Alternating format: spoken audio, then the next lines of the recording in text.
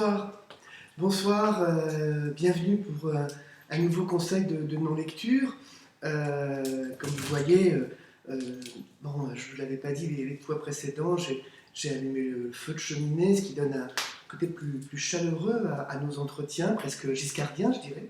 Et ça tombe très bien parce que l'ouvrage que j'ai choisi aujourd'hui, qui ne doit pas être lu, comme je vous l'ai déjà dit, est un ouvrage qui a été publié dans le cadre d'une étude qui a été réalisée par Daniel Jaouen pour le 60e anniversaire de la Tripière d'Or. Alors la Tripière d'Or, vous ne le savez sans doute pas, mais c'est une confrérie qui est à Caen, la tripe à la mode de Caen, hein, vous connaissez sans doute, et qui regroupe des jurats, on les appelle les jurats, et qui sont là pour défendre une tradition gastronomique, une tradition culinaire. Alors, bon, je ne vous le conseille pas parce que je ne vous cache pas que j'ai été très choqué. J'ai été très choqué puisque, je vais essayer de vous trouver une image parce que là, les images parlent mieux d'elles-mêmes. Ça commence bien pourtant, c'est l'histoire d'un jeune cuisinier qui s'appelle Jean, qui est fringant, qui est beau, qui a plein d'ambition pour son métier, qui est un grand passionné de la tripe. Donc c'est vraiment sa passion, hein, la tripe. Et alors il commence à lancer toute son aventure autour de ça. Et bon, 52, on est en 52, sorti de la guerre, la ville a été détruite à 70%, c'est une horreur, sauf les tripes. Les tripes subsistent, mais là j'ai été très choqué, voilà la photo que je cherchais, je ne sais pas si vous la voyez, mais franchement, dans cet ouvrage, il y a un nombre d'hommes en robe, des hommes qui portent des robes, hein. Et là, franchement, là je dis attention, c'est pas à mettre entre toutes les mains, et surtout pas dans la main des enfants, parce que après le commencement de cette très belle histoire de Jean, le cuisinier, eh bien, ça part complètement.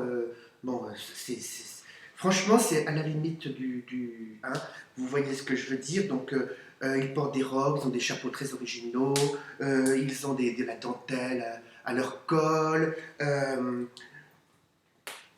Bon, je crois que là, on a perdu complètement l'esprit du début. Je ne sais pas pourquoi les auteurs ont décidé de présenter cela comme ça.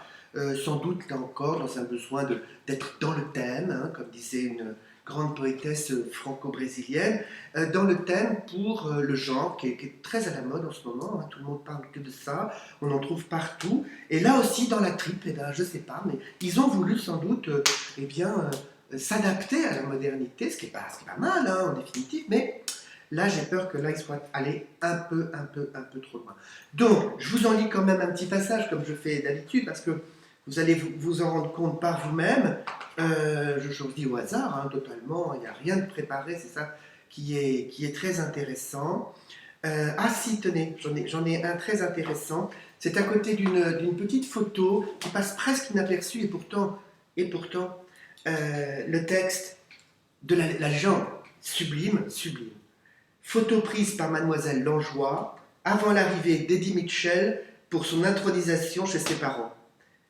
Michel Bruno et Henri Martinotti étaient au piano, avec des guillemets bien sûr, puisqu'il s'agit de la cuisine et du terme de cuisine. Donc vous voyez qu'il y a quand même des petites choses amusantes, mais bon, globalement, ça ne vaut pas la peine. Je vous le déconseille. Faites économie de la Tripière d'Or, les tripes à la mode de Caen, plaquette de présentation à l'occasion du 60e anniversaire de son premier concours, le 23 mars 1952.